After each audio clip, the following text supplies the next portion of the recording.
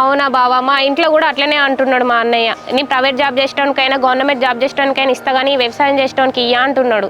అదేనే నేను ఇట్లా కూడా అడిగిన మీ అన్నను, నిజంగా నేను వ్యవసాయం చేస్తా అని చెప్పేసి మీ చెల్లెని ఇయ్యను అనుకుంటానువా, లేదంటే మన ఫ్యామిలీస్లలో గొడవలైనాయి కదా, ఆ గొడవలను నువ్వు మనసులో పెట్టుకొని అట్లా మీ చెల్లెని నాకు ఇయ్యను అనుకుంటాను అని చెప్పేసి కూడా అడిగింది.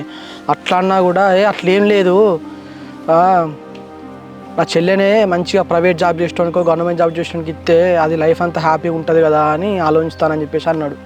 అదే బావా, మరి ఇప్పుడు ఏం చేద్దాం? మా అన్న మనసు ఎట్లా మారాలి, మన పెళ్ళికి ఎట్లా ఒప్పుకోవాలి?